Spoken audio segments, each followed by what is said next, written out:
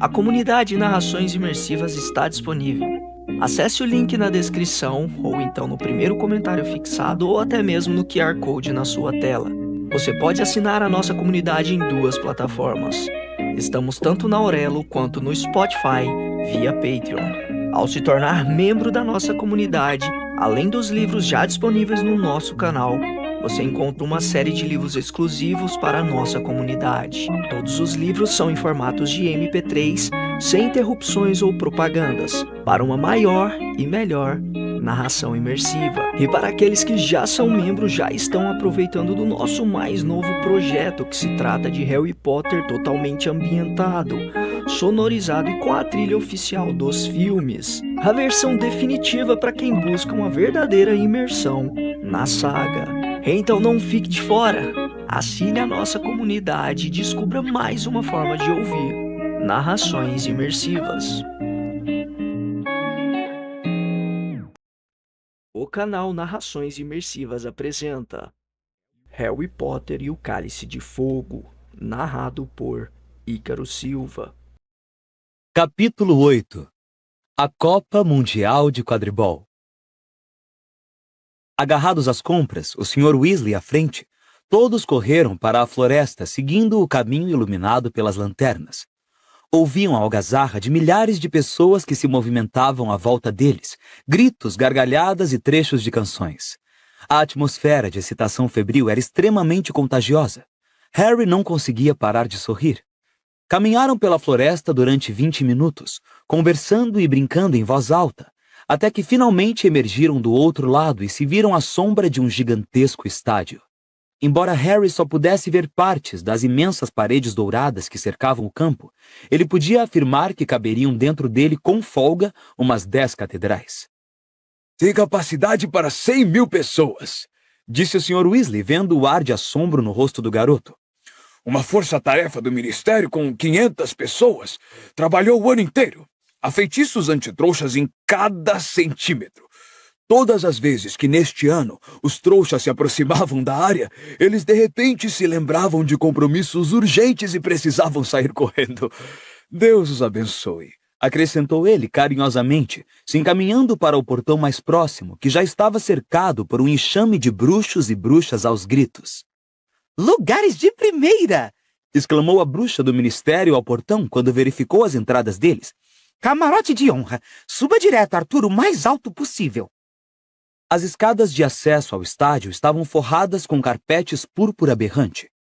Eles subiram com o resto da multidão, que aos poucos foi se dispersando pelas portas à direita e à esquerda que levavam às arquibancadas.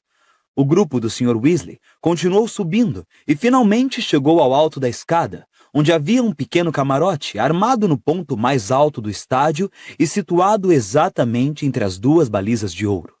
Umas 20 cadeiras douradas e púrpura tinham sido distribuídas em 2 filas, e Harry, ao entrar na primeira com os Weasley, deparou com uma cena que ele jamais imaginara ver. 100.000 bruxos e bruxas iam ocupando os lugares que se erguiam em vários níveis em torno do longo campo oval. Tudo estava banhado por uma misteriosa claridade dourada que parecia se irradiar do próprio estádio. Ali do alto, o campo parecia feito de veludo. De cada lado havia 3 aros de gol, a 15 metros de altura. Do lado oposto ao que estavam, quase ao nível dos olhos de Harry, havia um gigantesco quadro negro. Palavras douradas corriam pelo quadro sem parar, como se uma gigantesca mão invisível as escrevesse e em seguida as apagasse. Observando melhor, Harry viu que o quadro projetava anúncios no campo. Blue Bottle, uma vassoura para toda a família, segura, confiável, equipada com alarme anti-roubo. Removedor mágico multiuso da Sra. Scour, sem dor nem cor. Trapo belo moda mágica, Londres, Paris, Hogsmeade. Harry desgrudou os olhos do quadro e espiou por cima do ombro, a ver quem mais dividia o camarote com eles. Por ora estava vazio, exceto por uma criaturinha sentada na antepenúltima cadeira na fila logo atrás. A criatura, cujas pernas eram tão curtas que ficavam esticadas para a frente sem poder dobrar, usava uma toalha de chá drapejada, presa como uma toga, e tinha o rosto escondido nas mãos. Contudo, aquelas compridas orelhas de morcego eram estranhamente familiares. Dobby? Perguntou Harry, incrédulo. A criaturinha levantou a cabeça e entreabriu os dedos, deixando aparecer enormes olhos castanhos e um nariz do tamanho exato de um tomatão. Não era Dobby, mas era, sem a menor dúvida, um elfo doméstico, como fora o amigo de Harry, Dobby. O garoto o libertara dos antigos donos, a família Malfoy. O senhor me chamou de Dobby? Guinchou o elfo, cheio de curiosidade por entre os dedos. Sua voz era ainda mais aguda que a de Dobby, um fiapinho trêmulo de guincho, e Harry suspeitou, embora isso fosse muito difícil de dizer no caso de elfos domésticos, de que este talvez fosse do sexo feminino. Rony e Hermione se viraram nas cadeiras para olhar. Embora tivessem ouvido Harry falar muito de Dobby, nunca haviam chegado a conhecê-lo. Até o Sr. Weasley se virou para trás interessado. Desculpe, disse Harry ao elfo. Achei que você era alguém que eu conhecia. Mas eu também conheço Dobby, meu senhor. Guinchou o elfo. Escondia o rosto como se a luz o cegasse, embora o camarote de honra não fosse muito bem iluminado. Meu nome é Wink, meu senhor. E o senhor? Seus grandes olhos castanho escuro se arregalaram tanto que pareceram pratinhos de pão ao pousarem na cicatriz de Harry. O senhor com certeza é Harry Potter. É, sou, Ora, Dobby fala do senhor o tempo todo, meu senhor. disse ela, baixando um tantinho as mãos e parecendo assombrada. Como vai ele? Perguntou Harry. Está gostando da liberdade? Ai, meu senhor. Disse Wink, sacudindo a cabeça. Ai, meu senhor. Sem querer lhe faltar ao respeito, meu senhor, mas não tenho muita certeza se o senhor fez um favor a Dobby, meu senhor, quando deu a liberdade a ele. Por quê? Perguntou Harry, espantado. Que é que ele tem? A liberdade está subindo a cabeça dele. Disse Wink, tristemente. Ideias acima da condição social dele, meu senhor. Não consegue outro emprego, meu senhor. Por que não? Wink baixou a voz 1/8 e sussurrou. Ele está exigindo pagamento pelo trabalho que faz, meu senhor. Pagamento? Exclamou Harry sem entender. Ora, por que ele não deveria receber pagamento? Wink pareceu horrorizada com a ideia e fechou os dedos um tantinho, de modo que seu rosto tornou a ficar invisível. Elfos domésticos não recebem pagamento, meu senhor. Disse ela num guincho abafado. Não. Eu digo ao Dobby, procure uma boa família e tome juízo, Dobby. Ele anda fazendo todo tipo de feitiço avançado, meu senhor, o que não fica bem para um elfo doméstico. Você fica aprontando por aí, Dobby, eu digo, e daqui a pouco eu vou saber que você teve que comparecer no Departamento de Regulação e Controle das Criaturas Mágicas, como um doente desclassificado. Bem, já estava na hora de ele se divertir um pouco, falou Harry. Elfos domésticos não nasceram para se divertir, Harry Potter, disse Wink com firmeza por trás das mãos.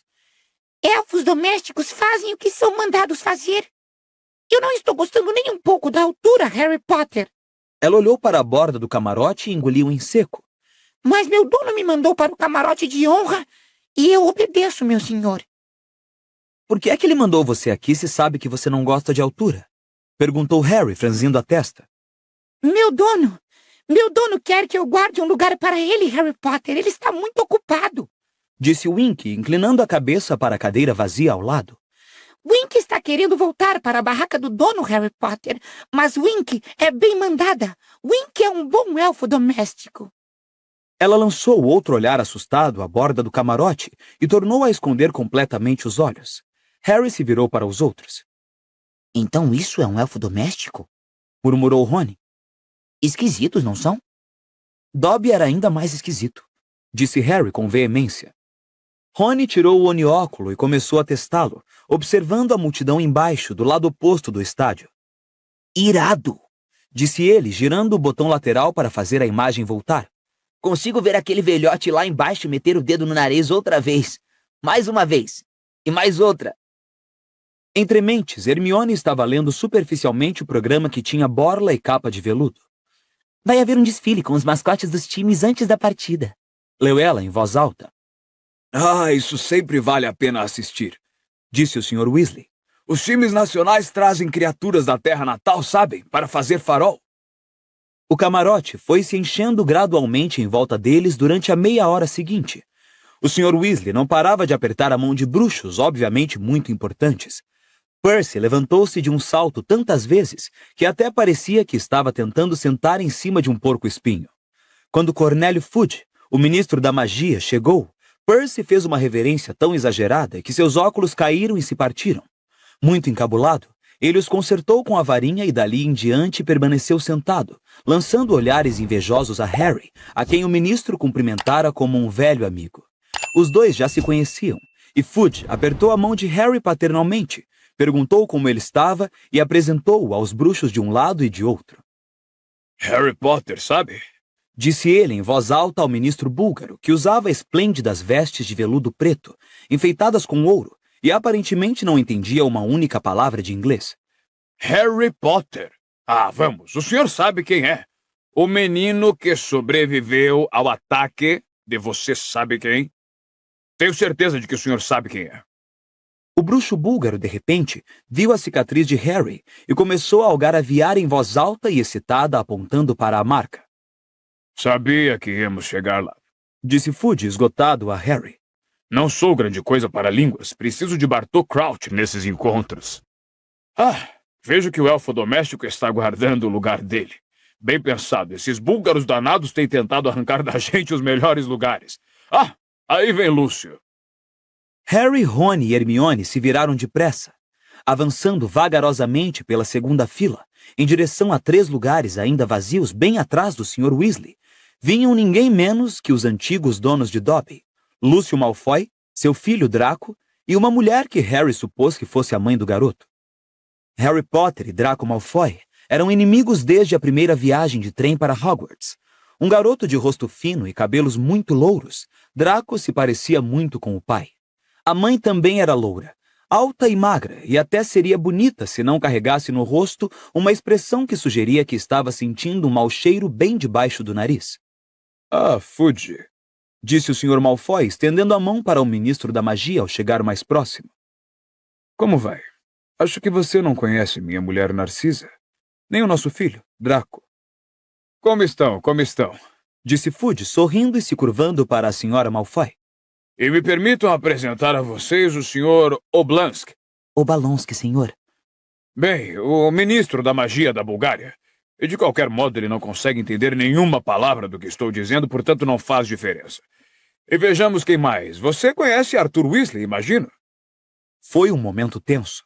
O Sr. Weasley e o Sr. Malfoy se entreolharam, e Harry se lembrou nitidamente da última vez que haviam se encontrado. Fora na livraria Floreios e Borrões, e os dois tinham partido para uma briga.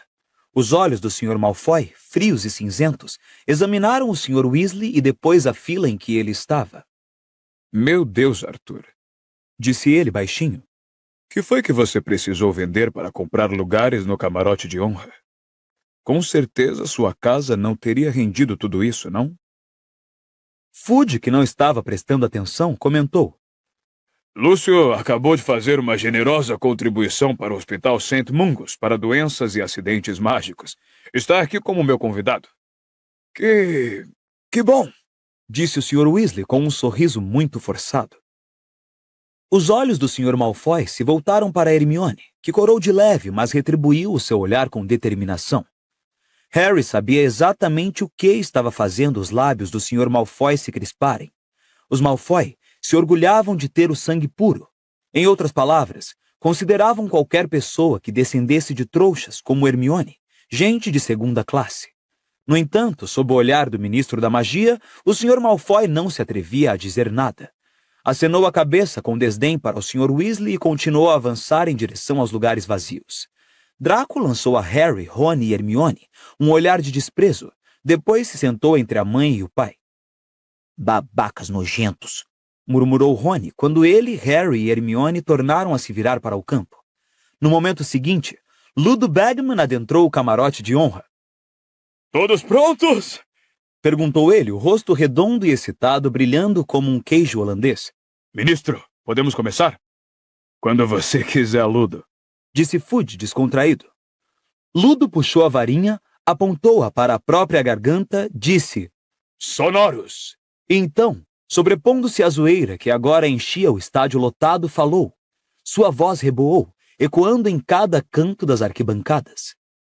Senhoras e senhores, bem-vindos! Bem-vindos à final da 422ª Copa Mundial de Quadribol!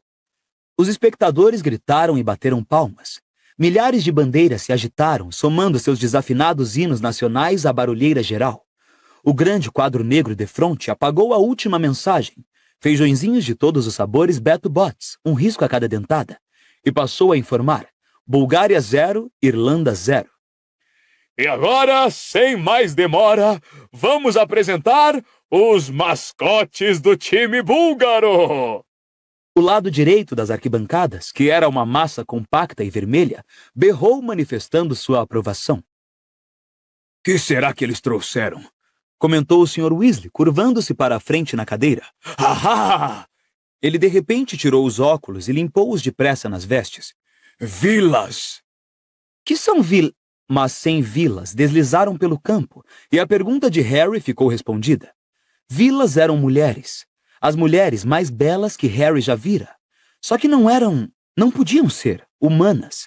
Isto deixou Harry intrigado por alguns momentos, tentando adivinhar o que poderiam ser exatamente.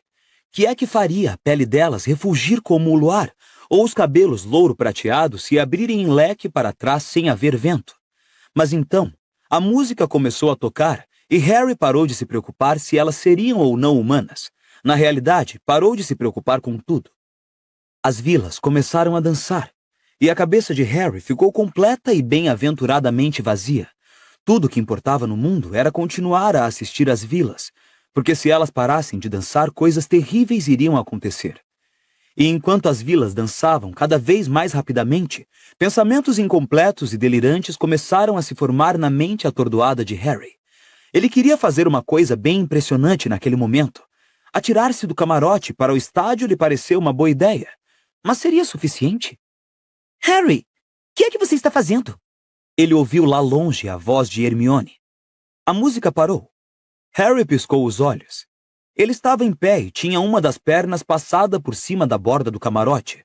Ao lado dele, Rony estava paralisado numa posição que dava a impressão de que ia saltar de um trampolim.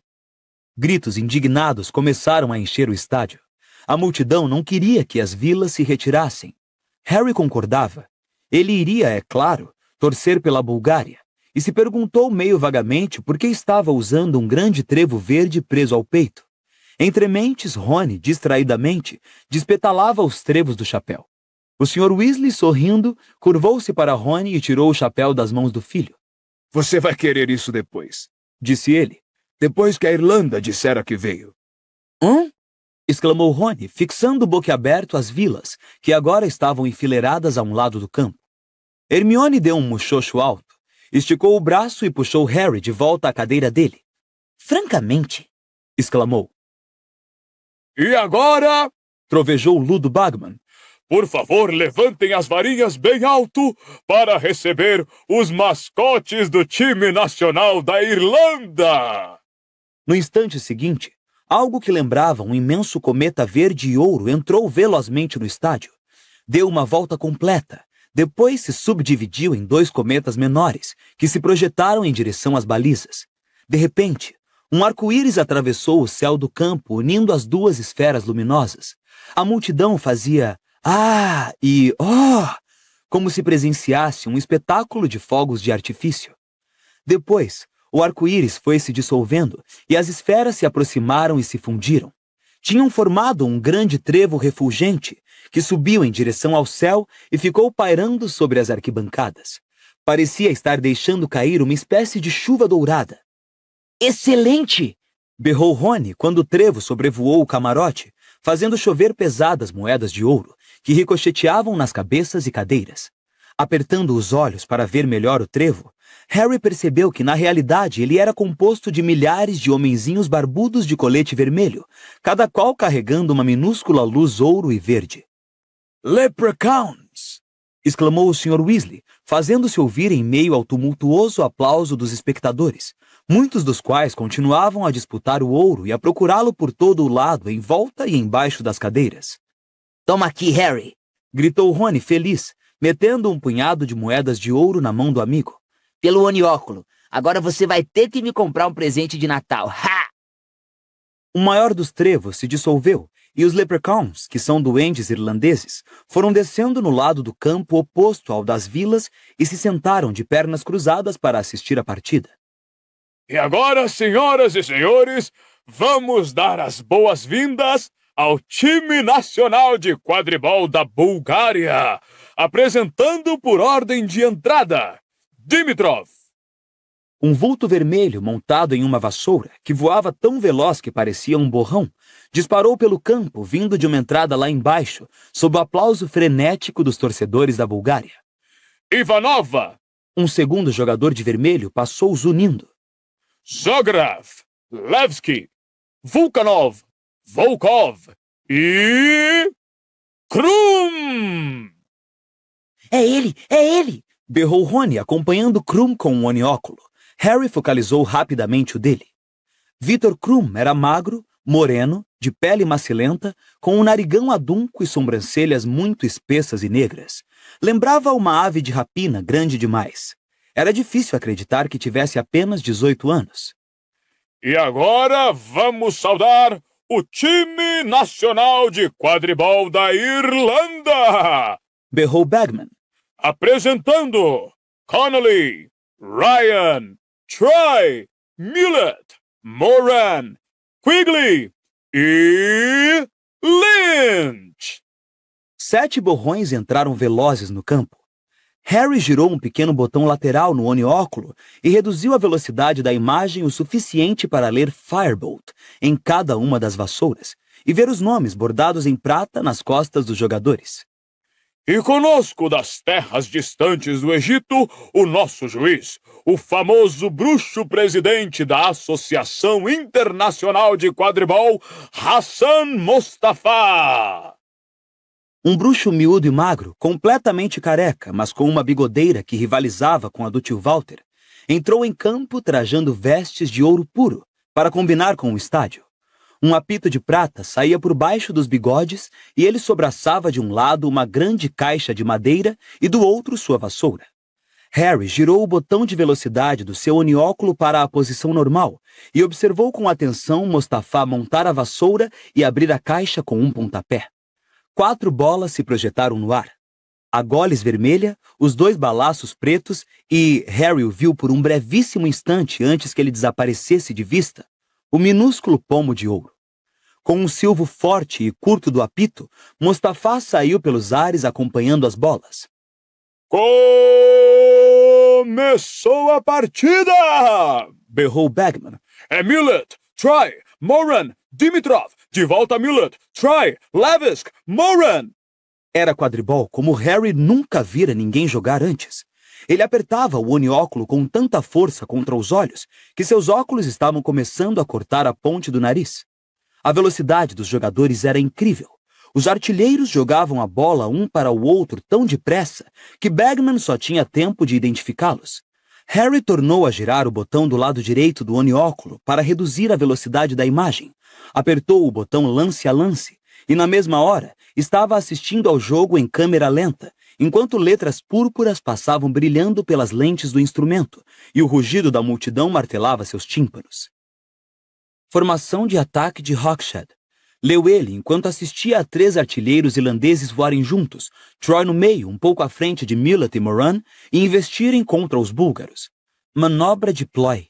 Leu ele em seguida, quando Troy fingiu que ia subir com a goles, atraindo a artilheira búlgara Ivanova e deixou cair a bola para Moran. Um dos batedores búlgaros, Volkov, rebateu violentamente com seu pequeno bastão um balaço que passava, derrubando no caminho de Moran. Moran se abaixou para evitar o balaço e soltou a goles, e Levski, que voava mais abaixo, apanhou-a. Gol de Troy! Berrou Bagman e o estádio estremeceu com o rugido dos aplausos e vivas. 10-0 para a Irlanda! Quê? Berrou Harry nervoso, observando o campo com um onióculo. Mas Levski é que está com a goles. Harry, se você não observar em velocidade normal, vai perder todos os lances. Gritou Hermione, que dançava aos pulos, agitando os braços no ar, enquanto Troy dava uma volta no campo para comemorar o gol. Harry espiou depressa por cima do onióculo e viu que os Leprechauns, que assistiam ao jogo na extremidade do campo, tinham novamente levantado voo e formavam o grande trevo refulgente. Na outra extremidade, as vilas assistiram a essa exibição em silêncio. Furioso consigo mesmo, Harry girou o botão de volta à velocidade normal quando o jogo recomeçou. Harry entendia o suficiente de quadribol para saber que os artilheiros irlandeses eram fantásticos. Deslocavam-se em harmonia, parecendo ler o que ia nas mentes uns dos outros pela maneira como se posicionavam, e a roseta no peito de Harry não parava de guinchar o nome deles. Try Millet Moran! Em 10 minutos, a Irlanda marcou mais 2 vezes, elevando sua vantagem para 30-0 e provocando uma onda de gritos e aplausos dos torcedores de verde. A partida se tornou ainda mais rápida, porém mais brutal. Volkov e Vulkanov, os batedores búlgaros, atiravam os balaços com bastonadas fortíssimas nos artilheiros irlandeses e estavam começando a impedi-los de executar alguns dos seus melhores movimentos. 2 vezes eles foram obrigados a dispersar, e então, finalmente, Ivanova conseguiu passar por eles, driblar o goleiro Ryan e marcar o primeiro gol da Bulgária. Dedos nos ouvidos! Berrou o Sr. Weasley quando as vilas começaram a dançar comemorando o lance. Harry apertou os olhos também. Queria manter a atenção no jogo. Passados alguns segundos, arriscou uma espiada no campo. As vilas haviam parado de dançar e a Bulgária recuperara a posse da Goles. Dimitrov! Levski! Dimitrov! Ivanova! Ah, essa não! Berrou Bagman. 100.000 bruxos e bruxas prenderam a respiração quando os 2 apanhadores, Krum e Lynch, mergulharam no meio dos artilheiros, tão velozes que pareciam ter pulado sem paraquedas de um avião. Harry acompanhou a descida deles com o onióculo, apurando a vista para procurar o pomo. Eles vão colidir! Berrou Hermione ao lado de Harry. Hermione estava parcialmente certa. No último segundo, Victor Krum se recuperou do mergulho e se afastou em círculos.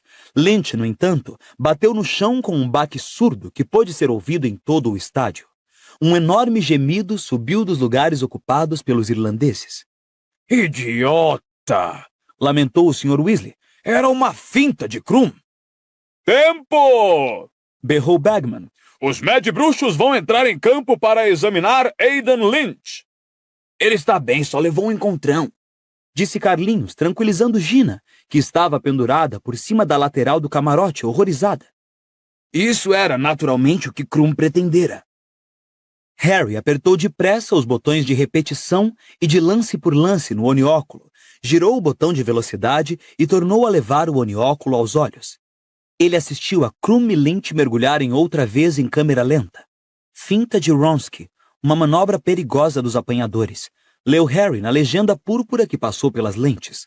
O garoto viu o rosto de Krum se contorcer, concentrando-se, quando o apanhador se recuperou do mergulho no último instante, ao mesmo tempo que Lynch se estatelava, e compreendeu. Krum não vira pomo algum, estava só obrigando Lynch a imitá-lo. O garoto jamais vira alguém voar daquele jeito.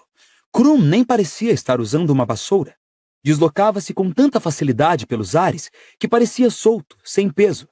Harry tornou a ajustar o onióculo na posição normal e focalizou Krum. O jogador voava em círculos bem acima de Lynch, que agora estava sendo reanimado pelos Mad Bruxos com xícaras de poção. Harry focalizou o rosto de Krum ainda mais de perto e viu seus olhos negros correndo para cá e para lá por todo o campo, 30 metros abaixo. Usava o tempo em que Lynch era reanimado para procurar o pomo sem interferência. Lynch se levantou finalmente, sob ruidosos vivas dos torcedores de verde, montou a Firebolt e deu impulso para o alto. Sua reanimação parecia ter dado à Irlanda novas esperanças. Quando Mostafá tornou a soar o apito, os artilheiros entraram em ação com uma destreza que não se comparava a nada que Harry tivesse visto até então. Decorridos 15 minutos de velocidade e fúria, a Irlanda acumulara uma vantagem de mais de 10 gols. Agora liderava por 130 pontos a 10, e a partida estava começando a ficar mais desleal. Quando Millet disparou em direção às balizas mais uma vez, segurando firmemente a Goles embaixo do braço, o goleiro búlgaro, Zograf, correu ao encontro da jogadora. O que aconteceu foi tão rápido que Harry não percebeu, Mas subiu um grito de raiva da torcida irlandesa, e o silvo longo e agudo do apito de Mostafá informou que alguém cometera uma falta.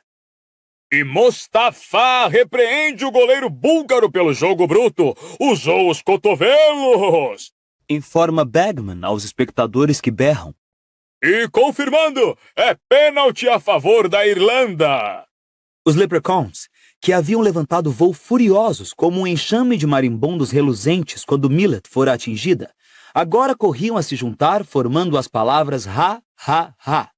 As vilas do lado oposto do campo levantaram-se de um salto, sacudiram os cabelos com raiva e recomeçaram a dançar.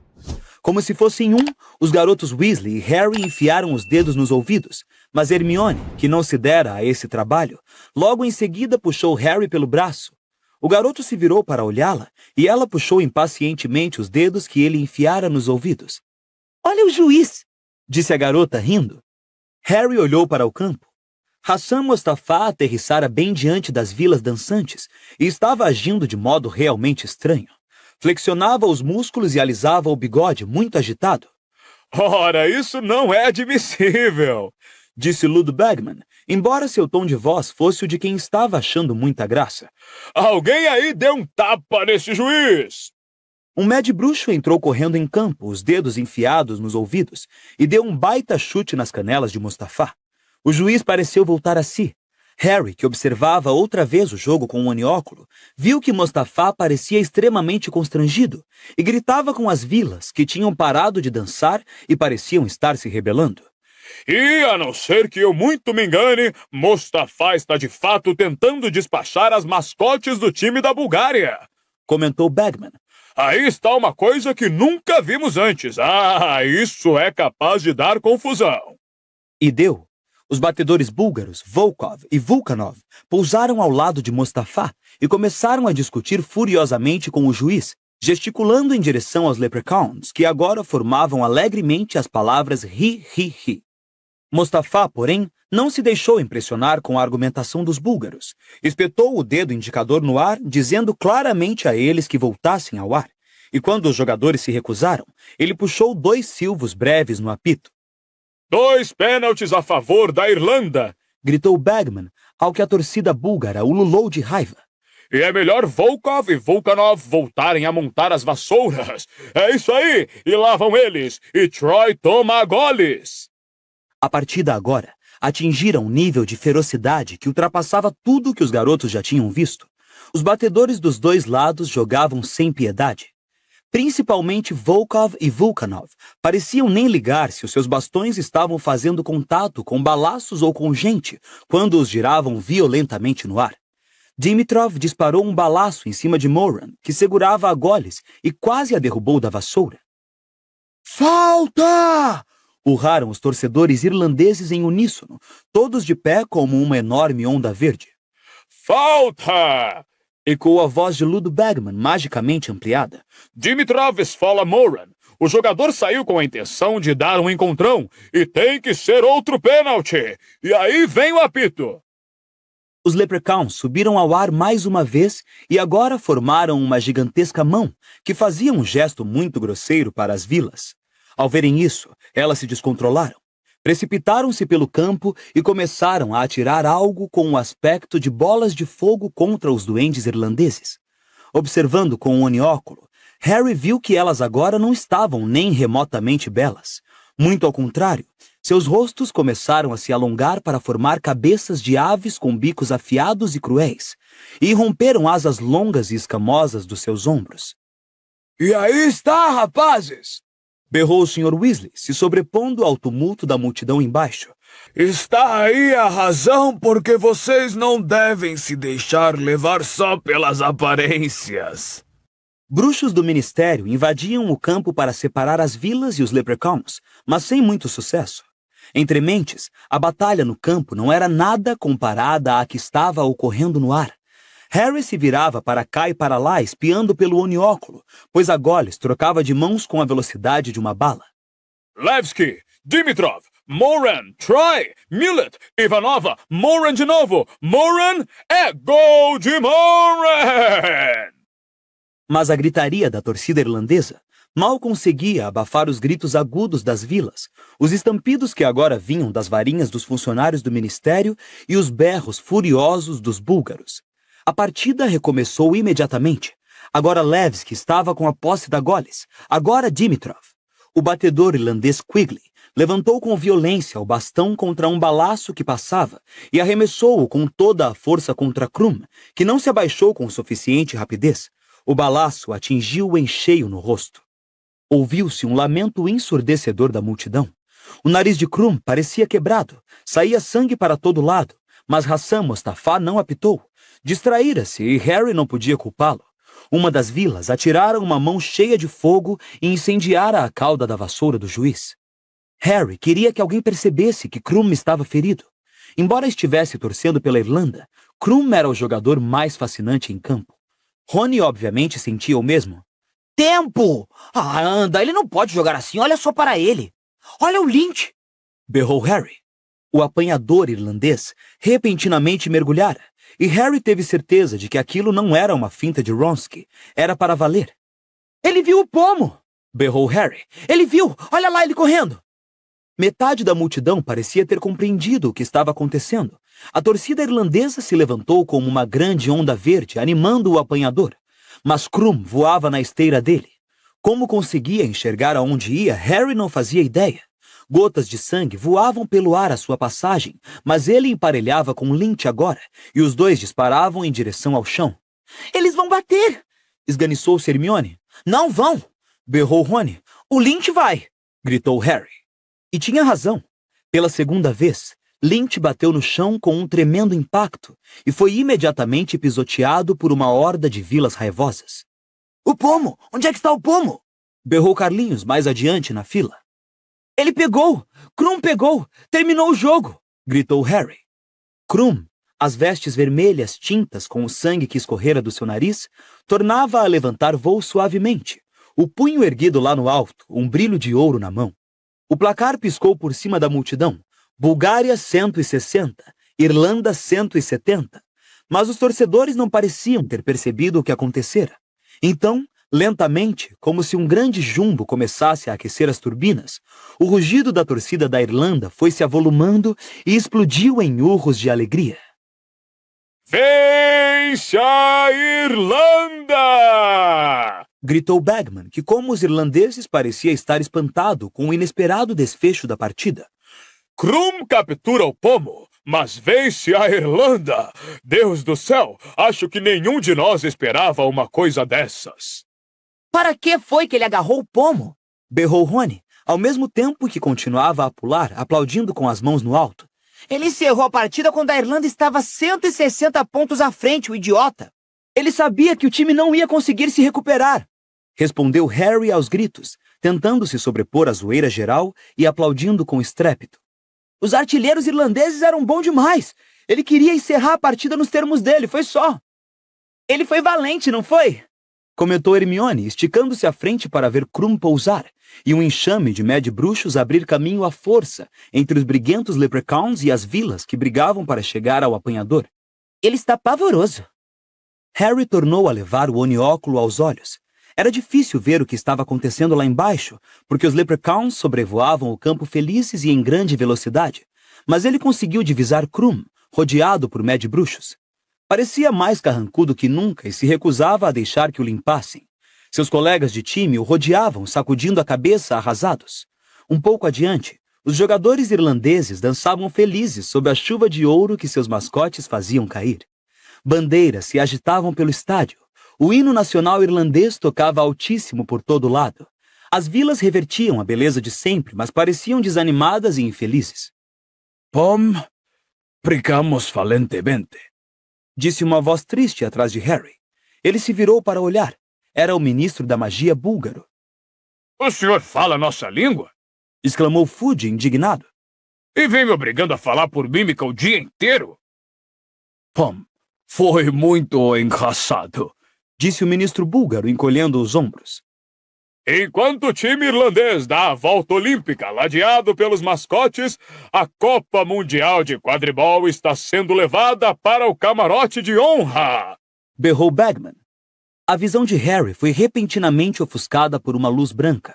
O camarote de honra foi magicamente iluminado para que todos os espectadores nas arquibancadas pudessem ver o seu interior. Apertando os olhos na direção da porta, ele viu 2 bruxos ofegantes entrarem no camarote com uma imensa taça de ouro, que foi entregue a Cornélio Fudge, ainda muito aborrecido por ter passado o dia falando com as mãos à toa. Vamos aplaudir com vontade os galantes perdedores! Bulgária! Gritou Bagman. E pelas escadas entraram os 7 jogadores derrotados. A multidão aplaudiu, manifestando o seu apreço. Harry viu milhares e milhares de lentes de onióculo faiscarem e lampejarem em sua direção. Um a um, os búlgaros se acomodaram nas filas de cadeiras do camarote e Bagman chamou-os nome por nome para apertarem a mão do seu ministro e depois a de Fudge. Krum, que foi o último da fila, estava com uma aparência medonha. Seus olhos negros se destacavam espetacularmente no rosto ensanguentado. Continuava a segurar o pomo. Harry reparou que ele parecia muito menos coordenado em terra. Andava com os pés meio para fora e seus ombros eram visivelmente caídos. Mas quando o nome de Krum foi anunciado, o estádio inteiro lhe deu uma ovação de rachar os tímpanos.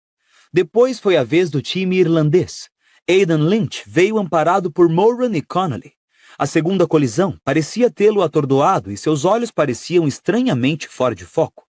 Mas ele sorriu com alegria quando Troy e Quigley ergueram a taça no ar e a multidão embaixo fez ouvir sua aprovação. As mãos de Harry estavam insensíveis de tanto aplaudir. Finalmente, quando o time irlandês deixou o camarote para dar mais uma volta olímpica montado nas vassouras, Aidan Lynch na garupa de Connolly, agarrado à sua cintura e ainda sorrindo abobalhado, Bagman apontou a varinha para a própria garganta e murmurou. Quietos. Eles vão comentar isso durante anos, disse ele, rouco. Uma reviravolta realmente inesperada essa. Pena que não pudesse ter durado mais. Ah, sim. Devo a vocês... Quanto? Pois Fred e George tinham acabado de saltar por cima de suas cadeiras e estavam parados diante de Ludo Bagman, com enormes sorrisos no rosto, as mãos estendidas.